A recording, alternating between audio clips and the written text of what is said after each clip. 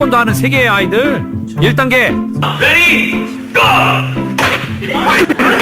양발로 하자 선생님이 다시 알려주는데요. One leg, 오케이? 그다음에 아야! 아직은 조금 힘이 부족해 보이는데요. 레디 고! 우와! 결국 해냅니다. 2단계 이 아이도 격파를 하는데요. 소리만 지르는데요.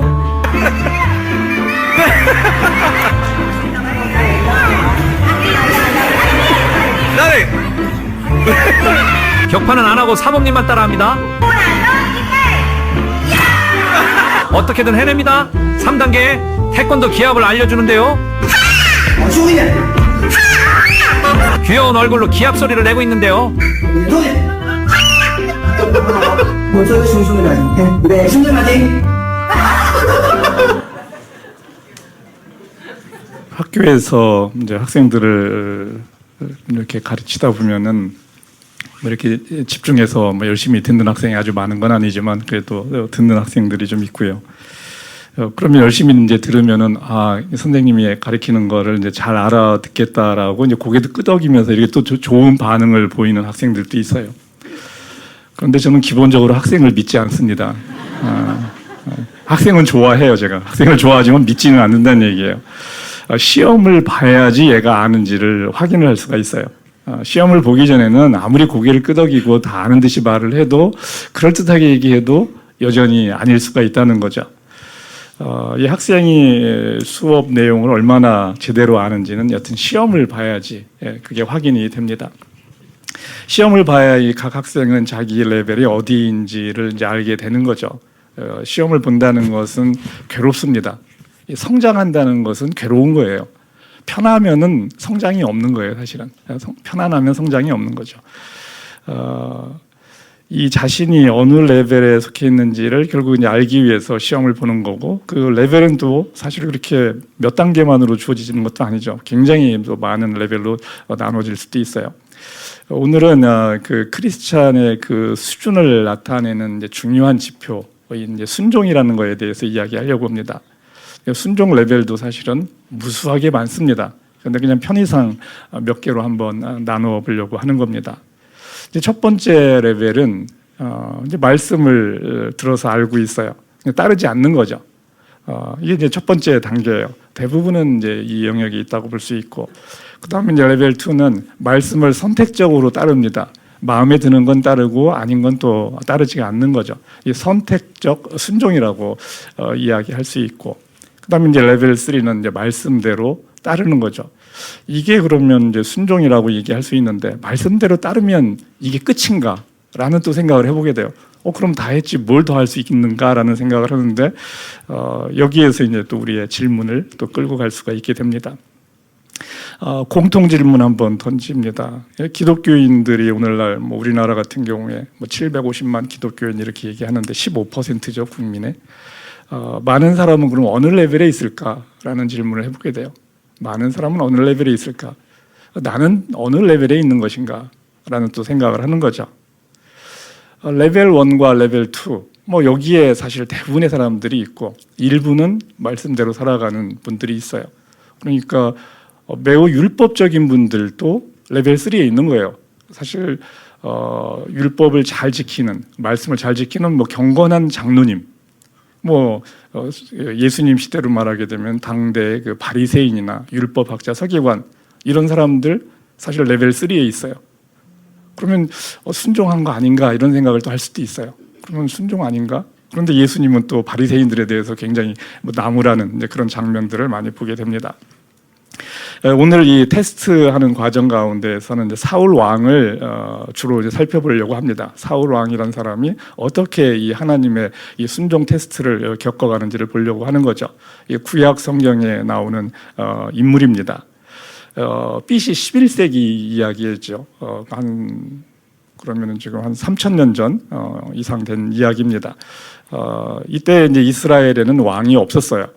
선지자와 같은 사사의 젖인데, 사사를 통해서 이제 하나님이 직접 왕이 되셔서 이스라엘을 다스리는 그런 때였습니다.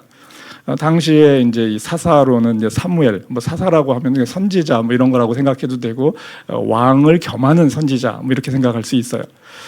당시에 이제 사사가 사무엘이었는데 이제 그는 하나님의 사람이었어요. 사사들이 다 하나님의 사람은 아닙니다. 하나님의 사람 별로 없어요.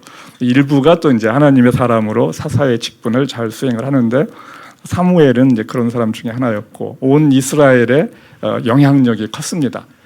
그의 말이라면은 이제 하나님의 말같이 권위를 줬다는 얘기죠. 이스라엘 백성들은 이제 사무엘이 늙자 자기들에게 이웃 나라와 같은 왕을 달라고 합니다. 이웃 나라의 어떤 힘 있는 왕이 나라를 다스리고 다른 나라를 뭐 침략도 하고 뭐 이거저것 또 가져오는 것도 보고 하니까 그런 왕이 있으면 우리도 좀 폼 좀 잡지 않을까 뭐 이런 생각을 또 하는 거죠. 그래서 이제 그 장면부터 이제 시작을 하려고 합니다. 사무엘상 이제 8장 5절입니다. 이렇게 이스라엘 백성들이 이제 이야기를 하는데 보십시오. 어른께서는 늙으셨고 이제 모든 이방 나라들처럼 우리에게 이제 왕을 세워 주십시오. 왕이 우리를 다스리게 하여 주십시오. 그러나 사무엘은 왕을 세워 다스리게 해달라는 장로들의 말에 마음이 상하여 주님께 기도를 드렸더니 주님께서 사무엘에게 말씀하셨다. 백성이 너에게 한 말을 다 들어주어라. 그들이 너를 버린 것이 아니라 나를 버려서 자기들의 왕이 되지 못하게 한 것이다. 그들은 내가 이제 하나님이죠. 이 나라는 분은 이제 하나님이 400년 전 BC 16세기죠. 그때 이제 이집트에서 데리고 올라온 날부터 오늘까지 하는 일마다 그렇게 하여 나를 버리고 다른 신들을 섬기더니 너에게도 그렇게 하고 있다. 이렇게 지금 이야기하고 있어요. 이스라엘 백성들 줄기차게 하나님 말씀을 안 듣는 거가 그 구약 성경의 전체적인 흐름이에요. 그 중에 일부가 이제 하나님의 말씀을 듣는 거죠. 이렇게 해서 이제 사울은 이스라엘의 초대 왕이 되는 거죠. 자신이 만든 피조물인데 사실 이 하나님이 그렇게 왕이 되는 게 뭐 이렇게 대단할까 이런 생각이 들 수 있어요. 이 하나님이 보면 여기에서 나를 버렸다. 내가 왕인 거를 얘네들이 싫어한다 이거죠. 하나님이 왕인 것을 이들이 싫어하기 때문에 그거에 대해서 하나님이 이제 언짢으신 거죠. 만왕의 왕이고 모든 걸 다 만들었는데 하나님이 그렇게 뭐 인간들에 의해서 왕이라고 불리는 게 그렇게 뭐 그렇게 대수겠나? 좀 하나님이 좀 유치하지 않나? 이런 생각이 들 수 있어요. 왕 같은 존재. 다음 슬라이드.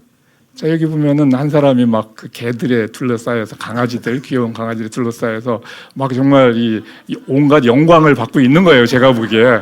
얼마나 행복해요? 막 내 자식들. 내 옆에 와서 그냥 뭐 꼬리치고 막 핥고 그러면은 너무 좋을 것 같아요. 왕 같은 존재예요. 자, 그러면은 이 사람이 내가 정말 왕이구나라고 느끼면 뭡니까 이거는? 제가 여러 번 얘기했지만 개의 수준인 거죠. 개들에 의해서 영광을 받으면 개의 수준인 거예요. 하나님이 인간에 의해서 왕으로 불리길 원한다는 것은 우리가 그 수준이라는 거죠. 우리가 하나님을 높일 수 있다는 것은 하나님과 우리가 같은 수준이어야 되면 가능해요. 만약 우리가 허접한 존재면 우리를 통해서 왕으로 불리고 영광 받는 게 무슨 의미가 있겠어요? 사람이 하나님의 형상으로 만들어졌기 때문에 그런 거죠. 하나님을 왕으로 높일 수 있는 존재. 우리가 하나님과 대등한 존재라는 거예요. 능력의 대등함이 아니라고 제가 계속 반복적으로 얘기하죠. 존재적으로 대등한 존재라는 거죠. 그렇기 때문에 하나님은 우리에 의해서 왕이라고 불리기를 또 원하시는 거죠. 그리고 우리를 또 왕 삼으십니다. 우리를 왕을 삼으세요. 창조자 하나님은 우리를 통해서 자신을 드러내고 싶어 합니다. 뭐 그렇게 자신을 드러내려고 하려고 할까 하는데 하나님은 그러세요. 어떻게 보면 유치하다고 여겨질 수 있는데 하나님은 그런 분이라는 것이고 우리가 그런 존재라는 거죠. 우리가 그를 수준이라고 하니까 그것은 사실 우리의 자랑인 거죠. 사울은 이제 BC 1070년, 78년에 이제 태어나요. 그래서 68세에 이제 사망을 하는데 42년간 이스라엘의 왕입니다. 42년간 이스라엘의 왕이에요. 26세에 이스라엘의 왕이 됩니다. 26세. 지금 제가 사울의 이력서에 있는데 뭐 이렇게 폼나는 젊은이를 갖다 놨나 싶은데 사울이 저런 사람이었어요. 사울은 이스라엘 12지파 중 제일 작은 베냐민 지파에서 태어났습니다. 그리고 아버지는 농부예요. 아버지 이름이 이제 기스죠. 기스의 아들로 태어납니다.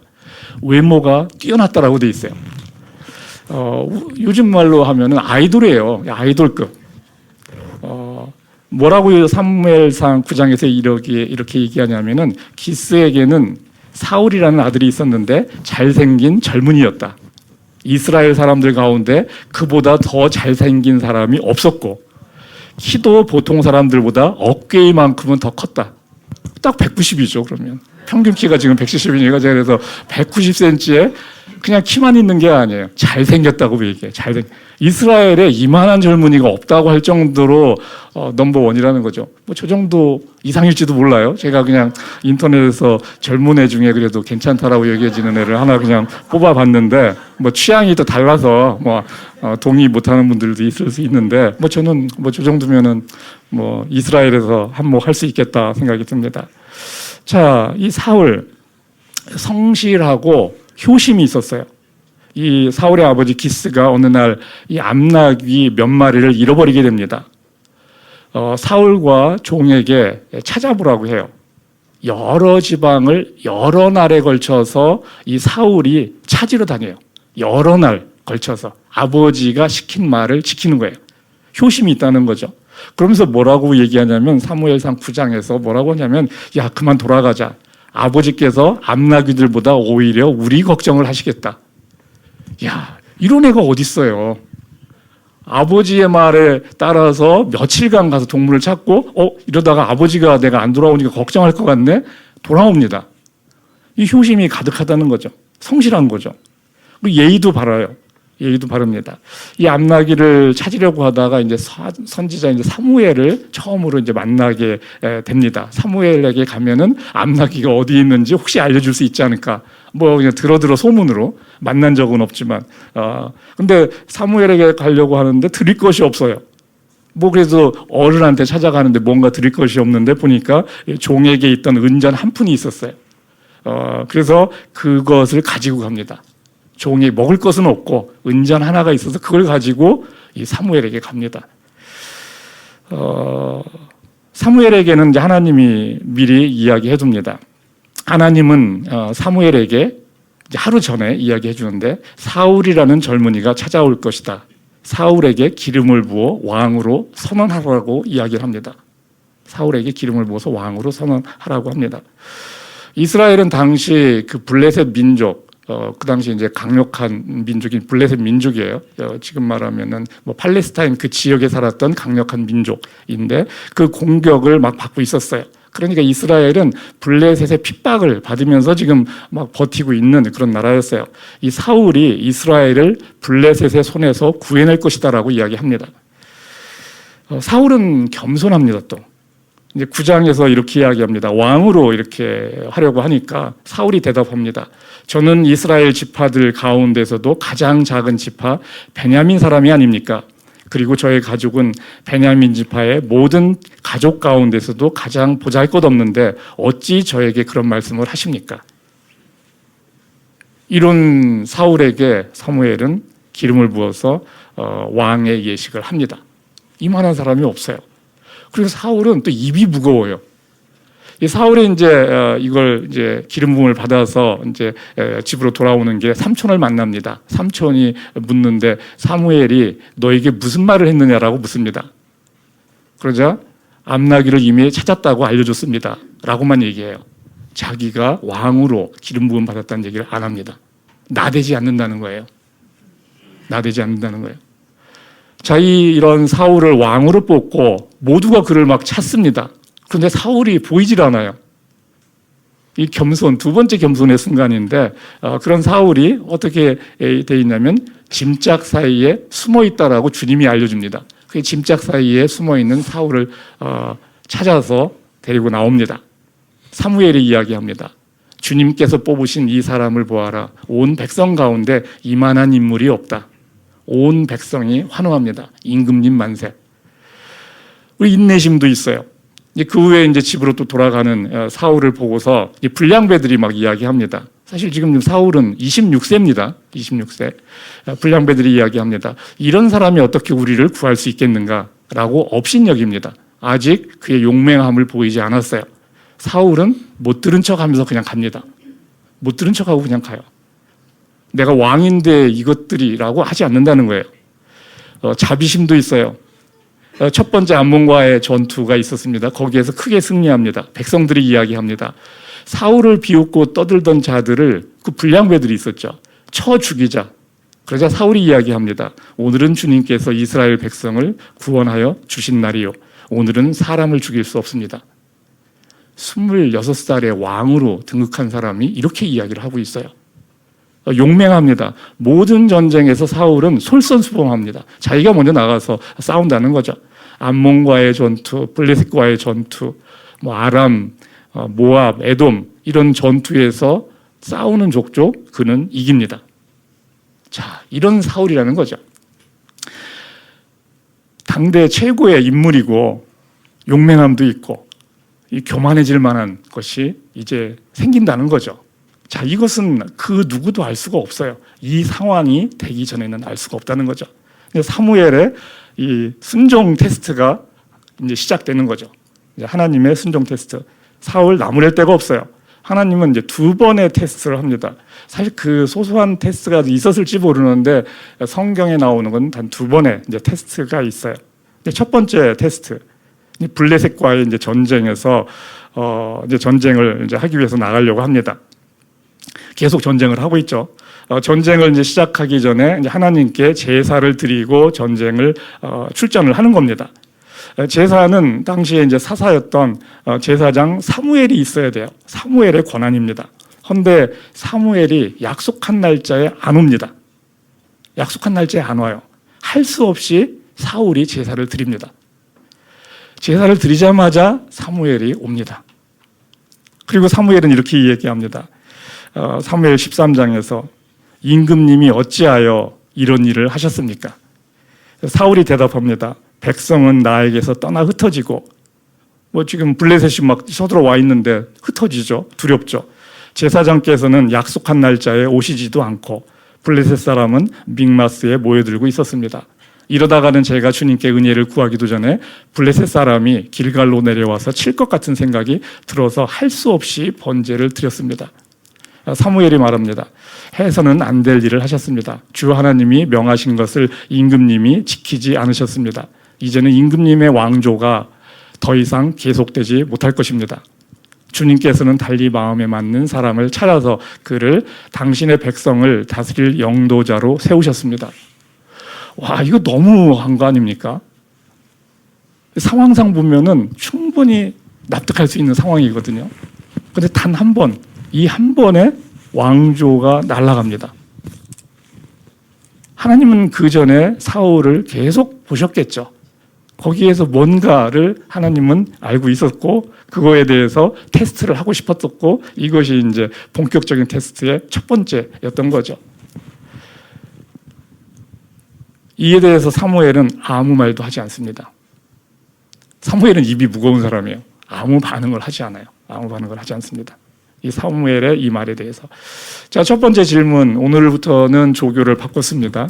김성민 형제가 조교로 등장을 합니다. 김성민 형제. 그동안 용일 형제가 있었는데 졸업을 시키고 이제는 성민 형제를 조교로 부르는데 첫 번째 질문. 사울왕 어떻게 하면 이 상황을 돌이킬 수 있을까? 돌이키려면 어떻게 했어야 될까? 사무엘은 사실 이제 다윗입니다. 사무엘에 이어서 다윗이 왕이 되는 건데 다윗을 염두에 둔 거지만 다윗인지는 몰라요. 아직 사무엘은. 그냥 하나님이 주시는 말씀을 여튼 지금 사울에게 이야기한 거죠. 어떻게 하면 돌이킬 수 있을까요? 이 상황을. 주관식 문제. 주관식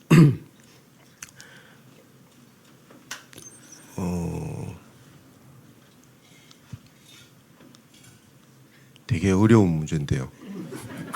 그래서 사울이 말을 못했어요. 네, 이게 사울이 말을 바로 못한 게 이걸 어떻게 지금 내가 무슨 말을 해야 될지 몰라서.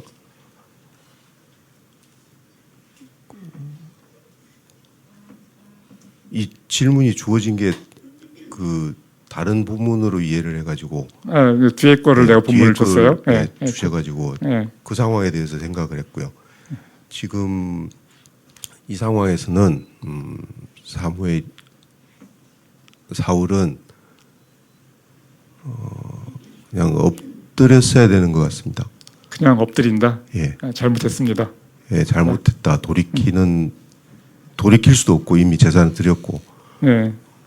그렇다면은 어떤 사람들이 떠나가고 이러는 거 그리고 블레셋이 뭐 공격을 해오기 직전 이런 것들 다 무시하고 이제 사물이 왔을 때 엎드리고 리셋을 시킬 수 있는 방법이 없을까? 그분한테 매달리든지 구하든지 해야 될 것 같습니다.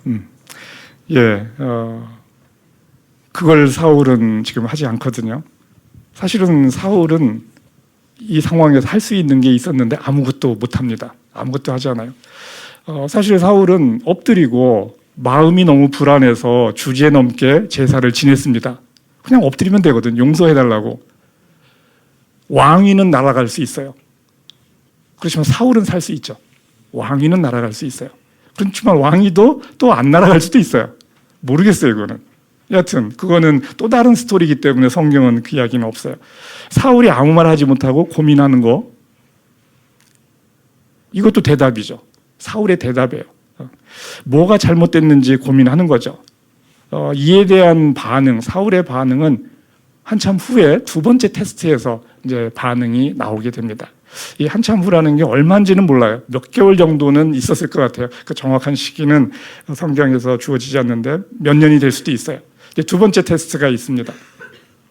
아말렉과의 전쟁에서 이제 두 번째 테스트가 주어집니다. 이 아말렉이라고 하면은 이제 BC 15세기, 당시 이제 11세기니까 지금 15세기니까 400년 전입니다. 이스라엘 백성이 모세의 인도로 이집트에서 탈출을 합니다. 그죠? 이제 출애굽이라고 이야기하는 거죠. 그리고 이제 가나안으로 이제 들어가는 중인 거죠. 이제 시나이 반도를 가로질러서 이제 광야를 지나서 가는 거죠. 이 도중에 이스라엘은 처음으로 공격을 받습니다. 그게 아말렉 족속이에요. 아말렉이라는 족속으로부터 처음으로 이 광야에서 이제 공격을 받는 거죠. 이 일로 하나님이 좀 열을 받습니다. 하나님이 열을 받아요. 이제 출애굽 이제 17장 11절에서 하나님이 이런 말을 하십니다. 내가 이 아말렉을 이 세상에서 완전히 없애서 아무도 아말렉을 기억하지 못하게 하겠다. 아주 심한 말을 하나님이 하시는 거예요. 이스라엘 백성들 지금 이집트에서 뭐 종살이 하다가 나와서 사실 아직 뭐 전열도 제대로 갖추어지지 않은 거잖아요. 그거를 공격한 거에 대해서 하나님이 열이 좀 받으신 겁니다. 이 하나님의 이 뒤끝은 장난이 아니에요. 이러고 나서 400년이 지나갑니다. 그 후손들은 연유도 모르죠. 400년 전에 있었던 걸 어떻게 알아요? 그 이야기는 뭐냐면은 임진왜란 때 일본이 조선에 와서 괴롭힌 거 하나님이 기억하고 오늘날 가서 일본을 멸망시키는 거랑 똑같은 거거든요. 400년이 지난 일본의 후손들을 그냥 다 멸망을 시키는 거하고 같은 거예요. 400년을 하나님은 기억을 하고 있는 거예요. 400년. 우리는 있지만 하나님은 또 있지 않는다는 거죠. 사무엘이 이제 사울 왕에게 이야기를 합니다. 사무엘상 15장에서 이렇게 이야기해요. 만군의 주가 말한다. 아말렉이 400년 전 이스라엘에게 한 일, 곧 길을 막고 대적한 일 때문에 아말렉을 벌하겠다. 너는 이제 가서 아말렉을 쳐라. 모두 전멸시켜라. 남자, 여자, 어린이, 가축 다 진멸시키라고 얘기합니다. 이게 하나님의 뒤끝 확실하게 장렬하는 순간인데 이런 하나님을 보면 하나님이 좋은 분이다, 사랑이 많으신 분이다 라고 우리가 얘기하는데 정말 그런가 라는 의문을 가질 수 있는 이제 그런 부분인 거죠. 하나님은 하나님이신 거예요. 우리가 그분을 다 알지 못하는 거죠. 15장에서 사울은 아각 왕을 사로잡고 그리고 아깝고 좋은 것들은 무엇이든지 진멸하지 않고 쓸모없고 값없는 것들만 골라서 진멸하였다라고 이야기합니다. 아각 왕은 사로잡습니다. 자, 두 번째 질문입니다. 하나님은 후회할 수 있는 존재인가? 하나님은 후회할 수 있는 존재인가? 네. 후회할 수 있다. 전지전능하신 분이 후회를 한다. 수시로 후회하실 것 같습니다. 어, 쉼없이. 후회할 일을 왜 하나님은 하실까? 왜 할까? 전지전능과 그러면은 이게 배치되는 표현 아니에요? 이게 상대방이 있기 때문에 저희 쪽이 전지전능하지 않기 때문에 저희한테 맞춰서 이렇게 아까 똥개들 주변에 있는 사람 같이 똥개는 아닌데 그냥 그래도 그 이제 품종이 있는 애들에게 어느 정도 이렇게 상대가 되려면은 저를 생각했을 때 그럴 것 같아요. 계속 수시로 저를 보면 후회하실 것 같아요. 후회하시고 예, 후회한다는 표현 이게 이제 그 히브리어로 나함이라는 표현을 씁니다. 후회한다. 하나님이 후회한다는 게 뭘까라는 것을 한번 생각해 보겠습니다. 사무엘상 15장에서 주님께서 사무엘에게 말씀하셨다. 사울을 왕으로 세운 것이 후회된다. 그가 나에게서 등을 돌리고 나의 명령을 따르지 않는다. 사무엘이 사울을 혼냅니다. 어찌하여 주님께 순종하지 않고 약탈하는 데에만 마음을 쏟으면서 주님 보시는 앞에서 악한 일을 하셨습니까? 사울이 대답합니다. 나는 주님께 순종하였습니다. 주님께서 보시는 대로 전쟁터에 나갔고 목숨 걸고 나갔고 선두에 서서 용맹스럽게 싸웠고 아말렉 왕 아각도 잡았고 아말렉 사람도 진멸하였습니다. 다만 우리 군인들이 전리품 가운데서 양떼와 소떼는 죽이지 않고 길갈로 끌고 왔습니다. 이거 제물로 좀 바치려고 끌고 와요. 물론 먹기도 하고. 자, 이 정도 융통성은 좀 있어야 되는 거 아닙니까? 그죠? 하나님이 이 정도 융통성은 있어야지. 이 정도면 순종이라고 할 만한데. 그리고 사무엘에게 지금 사울이 나는 주님께 순종하였습니다. 라고 지금 이야기를 하고 있어요. 자, 이제 오늘의 본문으로 들어갑니다. 사실은 이 사무엘상 엄청 긴 스토리인데 이걸 제가 주어진 한 50분에 이걸 다 하는 거예요, 지금. 그러니까 쉽지 않은 일이지만 그래도 마치도록 하겠습니다. 자, 한번 같이 읽도록 하겠습니다. 사무엘상 15장 22절입니다. 잘 들으십시오. 순종이 제사보다 낫고 말씀을 따르는 것이 순양의 기름보다 낫습니다. 임금님이 주님의 말씀을 버리셨기 때문에 주님께서도 임금님을 버려 왕이 되지 못하게 하셨습니다. 주님의 명령과 예언자께서 하신 말씀을 어겼습니다. 나의 죄를 용서하시고 내가 주님께 경배할 수 있도록 해주시기 바랍니다. 그리고 이 사울은 사무엘의 옷자락이 찢어지도록 붙잡습니다. 자, 나의 죄를 용서해 주시고 내가 주님께 경배할 수 있게 해달라고 합니다. 뭐 이 정도면은 괜찮잖아요. 한 템포 늦었지만 여하튼 회개의 모습을 보입니다. 상황을 모면하는 것일 수 있어요. 이 본심이 뭐냐 이거죠 또. 이 사울이 이렇게 말할 때 본심. 15장 28절에서 이야기합니다. 이것도 같이 한번 읽겠습니다. 주님께서 오늘 이스라엘 나라를 이 옷자락처럼 찢어서 임금님에게서 빼앗아 임금님보다 더 나은 사람에게 주셨습니다. 이스라엘의 영광이신 하나님은 거짓말도 안 하시거니와 뜻을 바꾸지도 않으십니다. 하나님은 사람이 아니십니다. 그러므로 하나님은 뜻을 바꾸지 않으십니다. 사울이 간청하였다. 내가 죄를 지었습니다. 그러나 나의 백성 이스라엘과 백성의 장로들 앞에서 제발 나의 체면을 세워주시기 바랍니다. 나와 함께 가셔서 내가 예언자께서 섬기시는 주 하나님께 경배할 수 있도록 하여 주십시오. 자, 여기에 지금 사울이 한 말 중에 제발 나의 체면을 세워주시기 바랍니다. 딱 요 한 표현이 이제 걸리는 거예요. 이 한 표현.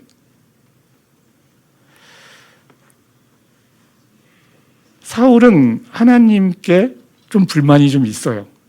뭐 얼마 전에 지금 왕위를 폐하겠다라고 얘기했고 자기는 할 만큼 지금 계속 하고 있거든요. 근데 조금 지금 이렇게 약간 수정한 것들을 지금 거기에 더하고 있는 거죠. 내가 죄를 지었다라고 얘기했습니다. 그러나 하면서 제발 나의 체면을 좀 세워달라고 합니다. 이 하나님과의 관계가 어떠한지를 이 한마디에 지금 담고 있거든요, 지금. 자, 세 번째 질문. 하나님은 자신의 뜻을 바꾸지 않는다. 공엑스 문제. 어떻게 돼요? 아닙니다. 바꾸지 않는다. 틀렸다. 네. 하나님은 자신의 뜻을 바꾸기도 한다. 그 얘기죠. 때때로 뜻을 바꾸는 거였습니다. 그럼 왜 공수표 날려요? 이것도 상대적인 것 같은데, 그게 전략과 전술이라는 게 있지 않습니까? 그래서 전술은 그때그때 바뀌고 그러더라도 네. 고소하는 한 가지는 변하지 않는 것 같고 그 상대에 따라서 이렇게 계속 바꾸시는 것 같습니다. 하나님은 변하지 않는다. 사무엘이 이야기했는데, 그러니까 성경의 이 센텐스라는 것은 그 상황 속에서 의미가 있는 거거든요. 우리가 이제 성경 말씀을 교리적으로 보면 안 된다는 게 그거예요. 상황 배제하고 그 딱 스테이트먼트만 따와서 그냥 온갖 상황에서 이야기하는 거. 이게 이제 율법주의가 되는 거거든요. 그 상황 속에서 그 말하는 사람의 마음을 생각하는 거. 이게 빠지게 되면 그게 이제 율법주의자가 되는 겁니다. 형식은 다 맞췄는데 본질이 사라지는 거죠. 하나님은 변하십니다. 변할 수 있어요. 하나님은 우리의 반응에 따라 새로이 반응을 하세요. 우리가 보여주는 반응에 따라서 새롭게 반응을 합니다. 하나님은 사울을 이스라엘의 왕으로 세운 것을 후회하셨습니다. 하나님은 이미 행한 일에 대해서 사람처럼 후회하지는 않아요. 사람은 이제 그거를 못하는 아쉬움 때문에 후회를 해요. 하나님의 후회는 또 다른 자신의 반응을 의미하는 겁니다. 그 상황 속에서의 또 다른 반응. 사람의 후회는 돌이킬 수 없는 아쉬움인데 하나님의 후회는 상황에 따라 새롭게 반응하는 것이라는 거죠. 상황에 따라서 새롭게 반응. 상황이 바뀌었어요, 지금. 그렇기 때문에 그에 대한 반응을 하니까 달라진 그전의 생각과 다른 하나님의 모습을 또 본다는 얘기죠. 하나님은 우리가 죄를 지으면 가만 놔두기도 하고 징계하기도 하고 또 심판하기도 해요. 가만 놔두기도 해요. 죄를 지었을 때 대부분은 가만 놔둬요. 이게 참 어려워요. 죄를 지었는데 하나님이 가만 놔둔다는 거죠. 징계는 사람에게 새로운 기회를 주는 거죠. 돌이킬 기회를 주는 거예요. 벌 받으면서 우리는 생각하고 그 죄에서 돌이킬 수가 있어요. 심판은 더 이상의 기회가 없는 거죠. 이건 죽음이에요. 심판을 받으면 죽음입니다. 그러면은 우리는 하나님의 심판인지 하나님의 징계인지 구분할 수 있을까? 구분할 수 있을까요? 징계와 심판을 구분할 수 있을까? 없어요? 구분하기 쉽지 않아요. 죄 짓고 나에게 일어나는 나쁜 일들이 하나님의 징계인가? 알기 쉽지 않아요. happen to be 이 죄 지은 순간과 그런 어떤 안 좋은 상황들이 맞물렸을 수도 있고 하나님이 주는 벌일 수도 있고 알 수 없다는 거죠. 하나님이 명시적으로 네가 이거 잘못해서 이 벌을 준다라고 하면 확실한 징계인데 그것이 아닐 수도 있다는 거죠. 심판이라는 것은 최종적 결론에 도달해야지 알 수 있어요. 최종적 결론에 도달해야지 죽음인지 삶인지를 알 수 있다는 거죠. 과정 가운데에는 이게 징계인지 심판인지 알 수 없어요. 하나님은 자신의 생각을 바꿀 수 있습니다. 사람이 하나님을 떠나면 하나님은 사람을 징계할 수 있어요. 대체로는 또 아무것도 안 합니다. 하나님께 다시 나올 기회를 주는 것이 징계예요. 사울은 선택적 순종을 합니다. 이 선택적 순종은 불순종이에요. 선택적 순종을 하면서 나의 체면을 살려달라고 합니다. 이 선택적 순종 속에 자신의 순종의 동기가 들어가 있는 거예요. 사울의 동기는 자신을 높이는 거예요. 자신을 높이는 거. 자신의 영광이 거기에 있다는 거죠. 하나님은 사울에게 징계를 주셨습니다. 왕의 자리에서 물러나는 징계예요. 왕에서 물러나 하나님과 함께 살아가면 됩니다. 왕이 뭐 됐습니까? 이런 생각을 했으면 살 수 있었는데 왕을 지켜야 됐어요. 하나님이 준 거죠. 왕이라는 것이. 그걸 지켜야 됐다는 거죠. 받은 것이 올무가 되는 거예요. 사울은 블레셋과의 전쟁에서 패하면서 쫓기다가 자살로서 생을 마감합니다. 이 징계가 심판이 된 거죠. 하나님은 후회하기도 하면서 자신의 계획을 변경합니다. 사람이 죄를 회개하면 하나님은 다시 관계를 회복시킵니다. 요엘서 2장 13절에 나오는 겁니다. 구약 성경에 나오는 거죠. 이거 한번 같이 읽겠습니다. 옷을 찢지 말고 마음을 찢어라. 주 너희의 하나님께로 돌아오너라. 주님께서는 은혜롭고 자비로우시며 오래 참으시며 한결같은 사랑을 늘 베푸시고 불쌍히 여기는 마음이 많으셔서 뜻을 돌이켜 재앙을 거두기도 하신다. 이 뜻을 돌이켜, 이게 히브리어로는 나음을 똑같이 쓰고 있어요. 뜻을 돌이키는 거. 생각을 바꾸는 거예요, 하나님이. 상황에 따라서 뜻을 바꾸는 거죠. 이것을 나음으로 쓰는 거죠. 유대인 신학자 헤셀이라는 사람이 있어요. 헤셀 신학자 20세기 사람이고요. 이 사람이 이렇게 이야기합니다. 한번 이것도 굉장히 의미가 있는 표현이기 때문에 한번 같이 읽겠습니다. 어떠한 말씀도 하나님의 최종적인 말씀이 아니다. 인간의 행동이 변화하면 하나님의 심판도 변한다. 성경에는 없는 말씀이지만 저는 아주 정확하게 하나님의 일하시는 방법, 생각하시는 방법을 표현한다라고 보고 있어요. 심판 같아 보이는 것도 회심하면 징계가 되는 거죠. 심판을 징계로 바꿀 수가 있다는 거죠. 회심을 하면, 그렇게 살아가면 회복의 기회가 된다는 거죠. 레벨 4, 제가 아까 초반에는 레벨 3까지 얘기했는데 레벨 4에 대한 이야기를 이제 하려고 합니다. 마태복음 5장 20절에서 예수님이 하시는 말씀인데요. 자, 한번 같이 읽어 보겠습니다. 내가 너희에게 말한다. 너희의 의가 율법학자들과 바리새파 사람들의 의보다 낫지 않으면 너희는 하늘나라에 들어가지 못할 것이다. 자, 당대의 율법학자, 서기관, 바리새인, 이들 하나님의 율법을 열심히 따랐습니다. 제가 보기에 오늘날에는 바리새인 정도 되는 그런 신앙 가진 사람 거의 없어요. 바리새인 정도 되는 사람 없습니다. 함부로 바리새인 얘기할 수 없어요, 여러분. 그 정도 수준의 그 말씀을 계명을 지키는 거 하는 사람 정말 없습니다. 말씀 따라 해도 이 형식적인 순종이 될 수 있어요. 주일 출석하고 헌금하고 봉사하고. 사실 이것도 제대로 하기 쉽지 않죠. 이거 제대로 하는 사람도 많지 않아요. 그런데 이것을 하는 것만으로 충분치 않다는 거예요. 이 행함에 마음이 들어가 있어야 되는 거예요. 마음이. 이게 어렵죠. 마음이 들어가 있어야 돼요. 때우는 것이 되면 안 된다는 거죠. 다 말씀대로 해도 때우는 것일 수 있어요.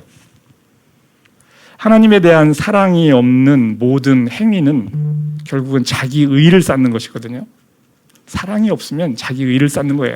그러면 하나님에 대한 불만이 있어요. 나는 할 만큼 했는데 하나님은 왜 나한테 이 정도밖에 못 해주느냐라고 생각할 수 있다는 거죠. 레벨 4는 말씀을 하나님의 뜻에 따라서 하는 겁니다. 하나님의 뜻에 따라서. 이게 어려운 거죠. 하나님의 말한 대로만이 아니고 뜻에 따라서. 마태복음 7장 21절 예수님이 하시는 말씀이에요. 한번 같이 읽겠습니다. 나더러 주님 주님 하는 사람이라고 해서 다 하늘나라에 들어가는 것이 아니다. 하늘에 계신 내 아버지의 뜻대로 행하는 사람이어야 들어간다.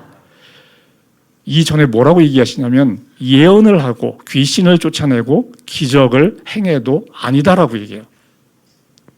자, 예언을 하고 귀신 쫓아내고 기적 행하려면 하나님의 말씀대로 따라하는 거는 기본적으로 하고 있는 사람들인 거예요. 기도 열심히 하고 막 이거저거 하는 사람들인 겁니다. 그냥 이런 하나님의 기적들이 아무한테나 막 나타나는 건 아니거든요.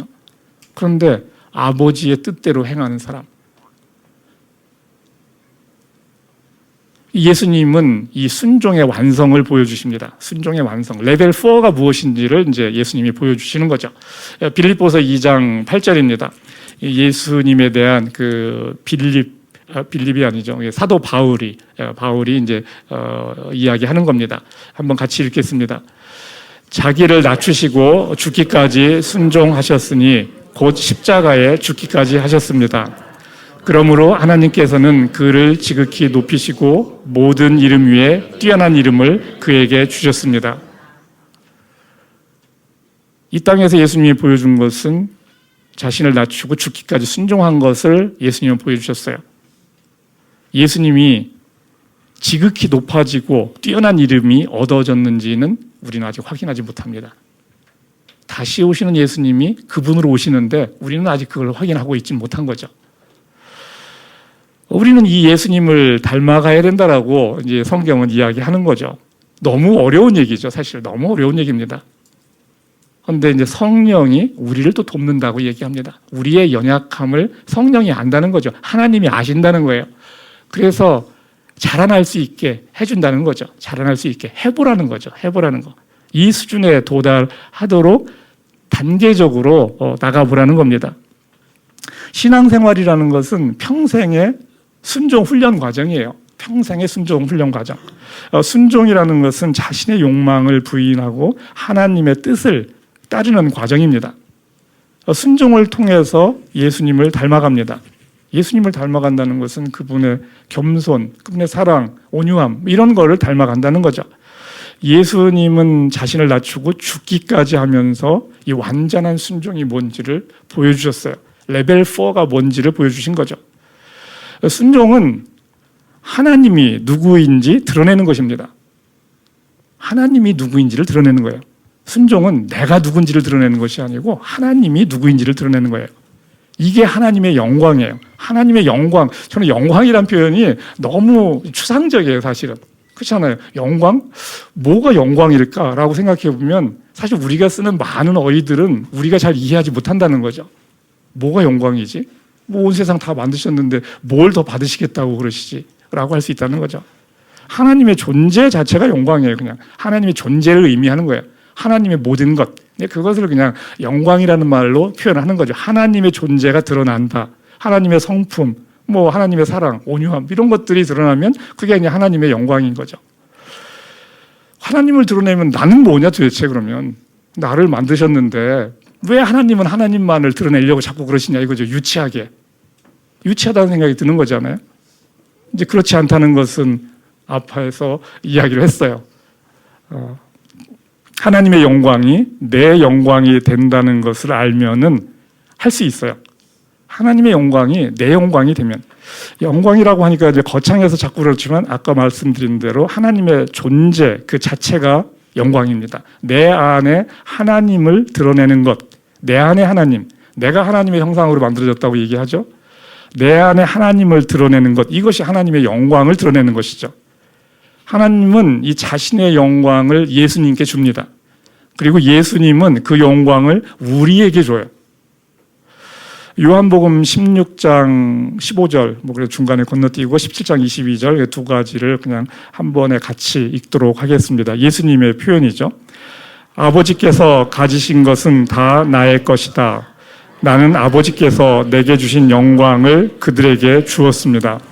그들에게, 제자들에게 주었다라고 얘기하는 거죠. 하나님의 영광이 나의 영광임을 알면 순종할 수 있죠. 그러면 굳이 하나님의 영광을 위해서 한다는 게 너무 손해보는 것 같고 아깝고 억울하다 이런 생각이 들지 않는다는 거죠. 이 세상 속에서 드러나는 것은 하나님의 영광인데 그것이 결국은 나의 본질을 드러내는 것이구나. 그것이 나의 영광이구나라는 걸 알면 할 수 있다는 거죠. 나를 높이려는 유혹에서 벗어날 수 있는 거죠. 보이는 나의 영광은 잠시죠. 세상에서 보여지는 화려함, 폼나는 거 이런 거 잠시죠. 보이지 않는 하나님의 영광은 영원한 것이죠. 내가 얻게 되는 이제 순종 점수는 결국 어떻게 될까?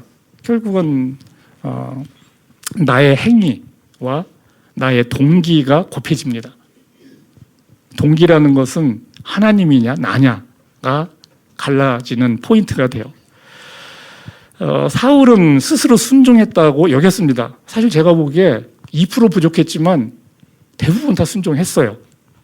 이 선택적 순종 속에 자신의 욕망이 들어가요. 자신의 동기가 그 속에 있다는 거죠.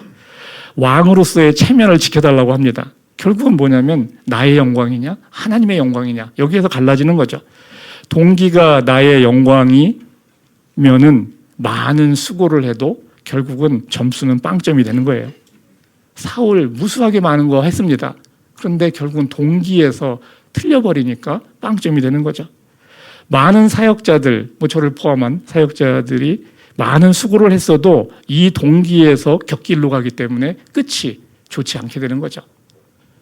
많은 사람에게 뭐 전도도 하고 뭐 교회를 키우기도 하고 그렇게 다 했지만 결국은 그 동기, 그것이 무엇인지를 하나님이 보시는 거죠. 자신이 갖게 되는 돈, 자신의 영향력, 뭐 다른 사람의 인정, 하나님을 위한다고 하지만 실제로는 위하는 말도 다 하고 위하는 행동도 다 해요. 근데 그 속마음, 자기 자신 속에 뭐냐 이거죠. 그게 이 선택적 순종, 그 속에 자신의 동기가 있다는 거죠. 이 동기가 틀리면은 결국 그걸로 끝이 나는 거예요. 동기가 뭐냐? 이 동기만 너무 생각하다 보면 아무것도 못할 수 있는데 여러분의 동기는 쉽게 노출되지 않아요. 생각보다 동기가 쉽게 노출되지 않고 이 레벨은 무수하게 또 많아요.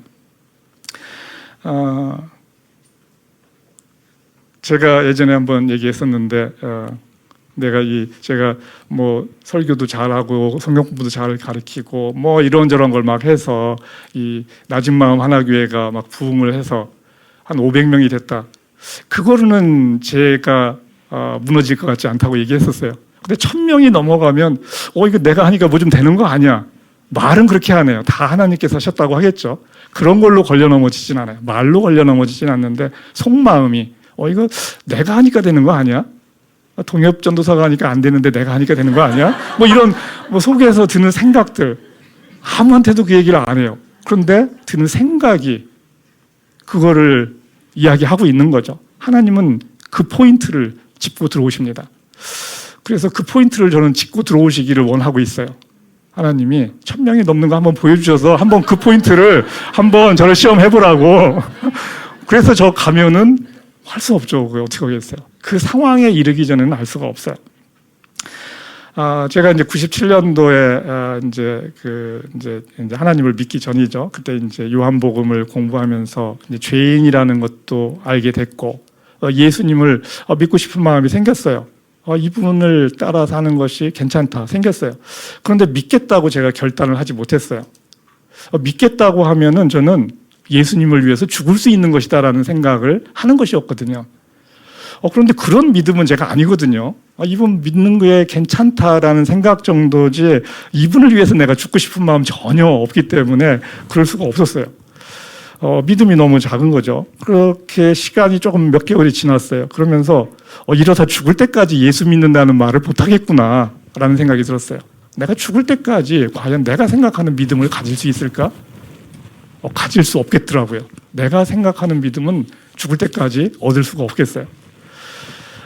그때 제가 이제 순종에 관련된 설교를 듣게 됐습니다. 예수님을 인정하면 그의 말씀에 순종해라. 그리고 하나님을 경험해라. 그 말에 힘입어서 제가 믿음을 고백하고 순종하겠다고 선언을 했습니다. 그게 제 이제 믿음의 여정의 시작인 거죠. 아주 작은 믿음의 시작인 거죠. 그리고 하나님을 경험하는 시작을 하게 된 것입니다. 우리가 말하는 보통 이제 선순종 후에 경험한다. 뭐 이렇게 얘기합니다. 그러면서 저의 믿음은 조금씩 이제 자라난 겁니다. 그래서 지금의 어떤 믿음 수준을 이제 갖는 거죠. 갈 길은 멀고 제가 얼마나 믿음을 갖게 될지 저는 알지 못합니다. 이 순종이라는 것은 삶의 모든 영역에 다 이게 다 도사리고 있어요. 뭐 돈만 해도 그래요. 100만 원에 순종했어요.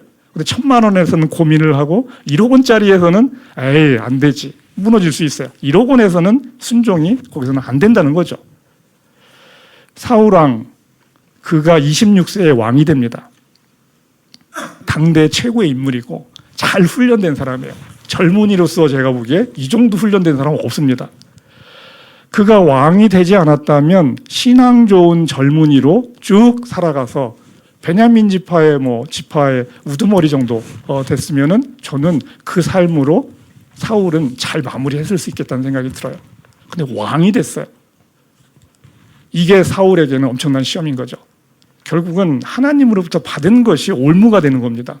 부자가 되면, 세상의 부자가 되면 다 좋겠다고 그러는데, 부자가 됐을 때 내 모습이 어떨지를 한번 생각해 보면 생각보다 함부로 구할 수 있는 게 아니라는 거죠. 왕에 올랐을 때 그 테스트, 거기에서 사울은 무너진 겁니다. 그 전까지만 갔으면 사울은 다 통과됐어요. 다 통과됐어요. 좋은 하나님의 사람으로 삶을 마칠 수 있었어요. 그래서 이 레벨업 한다는 거 또 다른 유혹과 위험성을 갖고 있습니다. 그러면서 자라나는 거예요. 그게 테스트인 거죠. 그리고 우리에게는 그 상황 속에서 돌이킬 수가 있는 거죠. 항상 내가 잘못할 수 있다는 것을 알고 있으면 항상 돌이킬 수가 있어요. 결국 사울은 그 자신을 왕으로 만든 하나님을 잃어버린 거예요. 그 왕을 지키려고 하다가, 체면을 지키려고 하다가 정작 하나님을 잃어버린 겁니다. 순종의 의미입니다. 순종의 의미. 하나님은 만물의 창조주시고 주인이십니다. 이를 인정하는 것이 순종의 시작이에요. 이사야서 43장 21절에서 하나님이 이야기하십니다. 같이 읽겠습니다. 이 백성은 나를 위하라고 내가 지은 백성이다. 그들이 나를 찬양할 것이다. 순종은 하나님과의 관계의 깊이를 나타냅니다. 이 등급은 몇 개로 나눌 수가 없어요. 5만 개의 등급이 있는 겁니다. 사실은 이 관계 깊이는 엄청나게 많은 거예요. 요한일서 2장 16절에서 우리의 욕망이 어떠한 것인지를 잘 보여주는데 같이 읽겠습니다. 세상에 있는 모든 것, 곧 육체의 욕망과 눈의 욕망과 세상 살림에 대한 자랑은 모두 하늘 아버지에게서 온 것이 아니라 세상에서 온 것이기 때문입니다. 순종이라는 것은 내 욕망과의 싸움이에요. 욕망이라는 게 뭐 대단한 뭘 이루는 것만이 아니에요. 나의 편안함, 게으름, 이런 것도 다 욕망이죠. 내 육신을 만족시키는 다양한 것들이 다 욕망 속에 있다는 거죠. 내 욕망을 만족시키는 것, 이것은 내 영광인 거예요. 그게 영광이라는 것이 대단한 것이 아니라고 그랬어요. 각자의 존재를 드러내는 것, 이것이죠. 하나님의 영광이 내 영광이라는 것을 알면은 이 싸움을 이길 수가 있는 거죠. 이 순종은 성품의 변화로 나타납니다. 순종을 하게 되면 조금씩 예수님의 모습을 닮아가요. 물론 죽을 때까지 얼마나 닮겠느냐 알 수 없지만 가야 된다는 거죠. 이 지점, 목표점이 있다는 거죠. 그분의 온유와 사랑, 인내, 겸손, 이런 것들을 조금씩 이제 닮아가면서 계속 가는 겁니다. 순종이 안 된다, 어렵다라고 여겨지면은 하나님을 더 알아야 됩니다. 하나님을 더 알아야 돼요. 다음 슬라이드. 하나님을 알면 순종할 수 있어요. 그런데 하나님을 아는 게 그렇게 쉽지는 않아요. 알아가는 거죠. 순종의 레벨도 무수하게 많아요. 아는 만큼 순종할 수 있어요. 그리고 순종한 거에 대해서 억울해하지 않습니다. 하나님을 알면 억울해하지 않아요. 보상을 바라지 않아요. 하나님을 아는 것이 보상이기 때문에 보상을 원하지 않는다는 거죠. 이 세상에서 자식이 잘 되고 건강하고 돈을 잘 벌고 이런 거를 보상으로 생각하지 않는다는 거죠. 참 순종은 쉽지 않은데 하나님을 아는 만큼 순종할 수 있어요. 하나님을 아는 만큼. 결론입니다. 순종 훈련은 평생의 과정입니다. 순종과 불순종의 본질, 이 동기에서 갈라지는 거죠. 동기가 틀리면 아무리 많은 일을 해도 결국 사망입니다. 이 동기에서 결국은 우리가 어떤 것을 갖고 있느냐. 사울은 이 순종 테스트, 동기에서 결국은 곁길로 간 거죠. 마지막 단계 그 테스트에서 실패한 거죠. 나의 체면을 살려달라. 이게 사실 사울이 한 스테이트먼트거든요. 나머지 잘못한 거 그렇게 시어렸어지 않은데 내 체면을 세워달라. 이 사울의 속마음을 드러낸 겁니다. 이것을 꿰뚫고 들어오시는 분이 하나님이세요. 하나님은 두려운 분인 거죠. 이 사울의 욕망 속 모습, 그것이 항상 내 안에도 있는 것을 제가 알고 있거든요. 오늘날은 사울만큼 순종하는 사람도 거의 없습니다. 사울만큼 순종하는 사람은 없어요. 이 슬픈 현실이죠. 이 하나님의 또 징계도 없어요. 자신이 어느 수준인지조차도 알지 못합니다. 호세아서 4장 6절에서 이렇게 이야기합니다. 하나님의 말씀인데 같이 읽겠습니다. 내 백성이 나를 알지 못하여 망한다. 순종은 내 안에 하나님을 드러내는 것이에요. 내 영광인가? 하나님의 영광인가? 결국은 존재를 드러내는 것이에요. 나를 드러내는 순종이 아닌 내 안에 하나님을 드러내는 순종, 그것을 해야 합니다. 그것이 하나님의 영광을 드러내는 것입니다. 선택적 순종은 불순종입니다.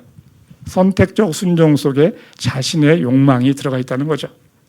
하나님의 영광이 곧 나의 영광입니다. 이것을 알면 순종할 수 있죠. 근데 이 영광이, 내가 생각하는 영광이 이 땅에서 보여지는 화려함이 아니기 때문에 우리가 그것을 하지 못하는 거죠. 이것을 알면 순종해도 억울하지 않죠.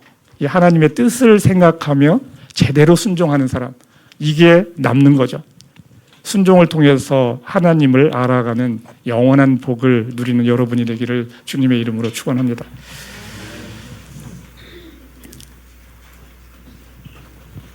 예, 오늘 순종 그 레벨 테스트라는 이름으로 한번 이야기를 했습니다. 레벨은 편의상 몇 개로 나눴지만 사실 무수하게 많은 레벨이 있어요. 우리가 어느 레벨에서 우리의 삶을 마감할지 알 수 없습니다.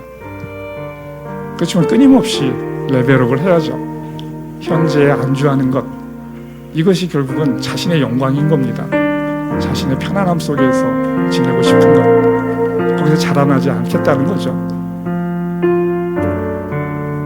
하나님을 거역하지 않는 것 같지만 결국은 나 자신을 만족시키는 것에서 벗어나지 못한다면 그 자체로서 이미 하나님의 그곳에 도달하기 어려운 거죠.